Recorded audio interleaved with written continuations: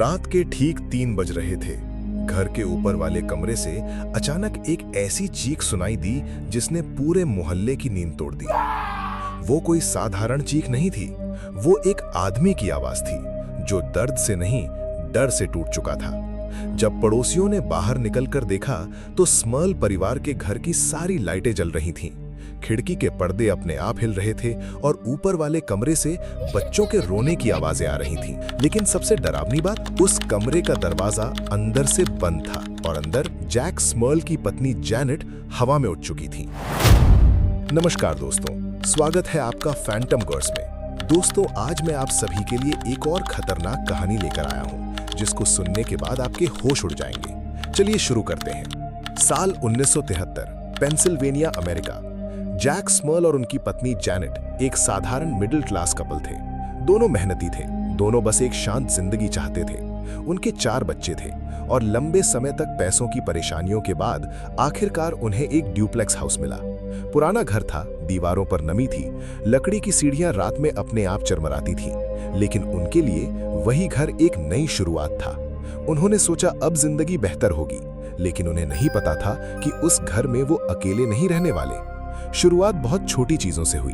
पहले अजीब स्मेल्स आने लगी, कभी सड़े हुए मांस जैसी बदबू, कभी जलती हुई चीजों की स्मेल।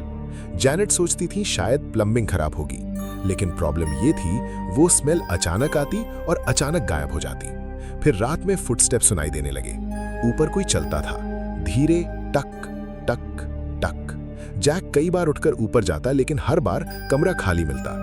एक रात उनकी बेटी डॉन रोते हुए उठी।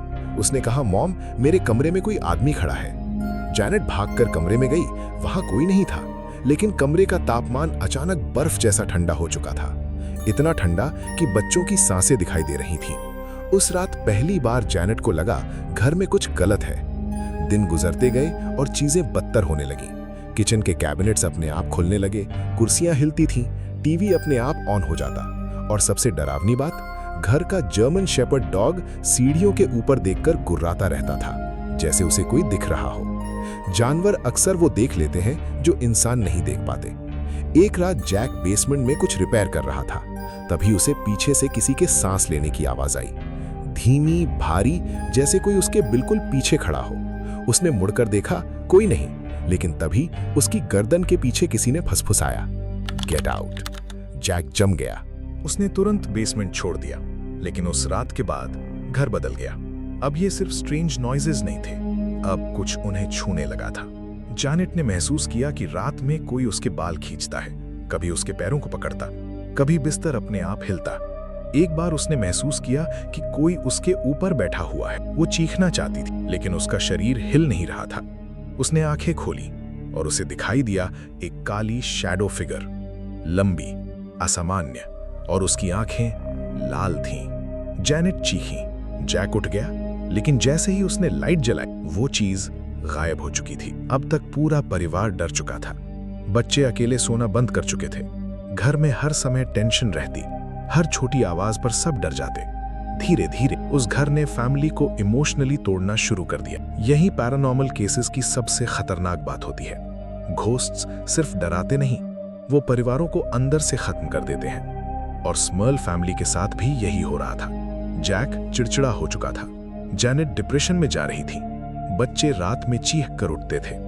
कभी कभी उन्हें वॉल्स से स्क्रैचिंग साउंड्स आती, जैसे कोई अंदर से बाहर निकलने की कोशिश कर रहा हो। लेकिन असली डर अभी शुरू भी नहीं हुआ था। एक रात जैनेट किचन में अकेली थी, तभी उसने पीछे से फुटस्टेप सुनी। उसे लगा जैक होगा, लेकिन जब उसने पीछे देखा तो वहां एक बूढ़ी औरत खड़ी थी। उसकी स्किन सड़ी हुई थी, आंखें पूरी काली, और उसका मुंह अस्वाभाविक रूप से खुला हुआ। जैनेट चीखी और अगले ही पल वो आकृति गायब हो गई। उस दिन के बाद घर में वायलेंट अटैक्स शुरू हो गए। जैक को कई बार इनविजिबल फोर्स ने धक्का दिया। एक बार उसे सीढ़ियों से नीचे फेंक दिया गया। बच्चों के शरीर पर स्क्रैचेस आने लगे। और फिर वो रात आई जिसने इस केस को दुनिया भर में फेमस बना दिया।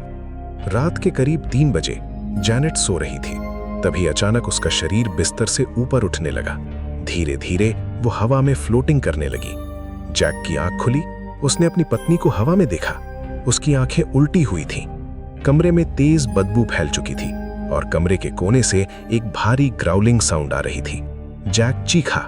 बच्चे कमरे के बाहर रोने लगे और फिर अचानक जैनेट जोर से नीचे गिरी। पूरा कमरा हिल गया।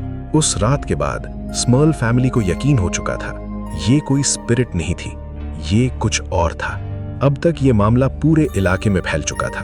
पड़ोसी घर के पास आने से डरते थे। लोग कहते थे उस घर में शैतान रहता है। आखिरकार स्मर्ल फैमिली ने पैरानॉर्मल इन्वेस्टिगेटर्स को बुलाया और वहीं एंट्री हुई एड और लॉरेन वॉरेन की। जब वॉरेन कपल घर में दाखिल हुए, लॉरेन अचानक रुक गई। उन्होंने कहा, इस घर में बहुत बुरी एनर्जी है। उन्होंने दावा किया कि इस घर में मल्टीपल एंटिटीज थीं। उन्होंने हाउस ब्लेसिंग की कोशिश की, प्रेयर्स हुई, होली वाटर इस्तेमाल हुआ, लेकिन कुछ भी काम नहीं आया, बल्कि एक्टिविटी और वायलेंट हो गई। अब डोर्स अपने आप स्लैम होते, लाइट्स एक्सप्लोड हो जाती और रात में पूरे घर में ऐसी आवाजें गूंजती जैसे कोई जानवर दीवारों के अंदर दौड़ रहा हो। लेकिन सबसे डिस्टर्बिंग चीज जैक के साथ हुई। एक रात उसने दावा किया कि उसे किसी इनविजिबल एंटिटी ने बेड पर दबा दिया। वो हिल नहीं पा रहा था और फिर उसने महसूस किया कि कोई चीज उसके शरीर को छू रही है, जैसे वो एंटिटी उसे फिजिकली असॉल्ट कर रही हो। जैक टूट चुका था। वो अब खुद को सेफ महसूस नहीं करता था, अपने ही घर में, अपने ही बेडरूम में। सोचिए, एक घर जहां इंसान सबसे सुरक्षित महसूस करता है, अगर वही जगह डर का प्रिजन बन जाए तो? यही स्मर्ल फैमिली के साथ हुआ। धीरे धीरे उन्होंने लोगों से मिलना बंद कर दिया। बच्चे स्कूल में चुप रहने लगे। जैनेट इंसोम्निया की शिकार हो गई। जैक शराब पीने लगा और सबसे डरावनी बात, घर छोड़ने के बाद भी उन्हें लगता था कि वो चीज उनका पीछा कर रही है, जैसे वो डीमन उनसे जुड़ चुका था।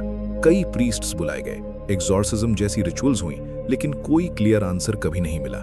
कुछ लोगों ने कहा यह सब मेंटल इलनेस थी, कुछ बोले फैमिली अटेंशन चाहती थी, लेकिन जो लोग उस घर में गए उनमें से कई ने अजीब चीजें महसूस करने की बात कही। और आज भी स्मर्ल फैमिली हॉन्टिंग को अमेरिका के सबसे डिस्टर्बिंग पैरानॉर्मल केसेस में गिना जाता है। लेकिन असली सवाल यह है, क्या वो सच में डीमन था या फिर एक परिवार डर, तनाव और पैरानोया में धीरे धीरे टूट रहा था? शायद हम कभी सच नहीं जान पाएंगे, लेकिन एक बात तय है, उस घर ने स्मर्ल फैमिली को हमेशा के लिए बदल दिया। और शायद आज भी उस घर के कुछ कमरों में रात को लाइट्स अपने आप जल जाती हों। तो दोस्तों, अगर आपको ये कहानी डिस्टर्बिंग लगी तो इमेजिन कीजिए उसे जीना कैसा होगा।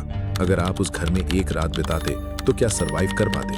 कमेंट करके जरूर बताइए। और अगर आपको real horror cases, paranormal mysteries और डिस्टर्बिंग ट्रू स्टोरीज पसंद है तो फैंटम वर्स को सब्सक्राइब जरूर करें, क्योंकि अगली कहानी शायद इससे भी ज्यादा डरावनी हो।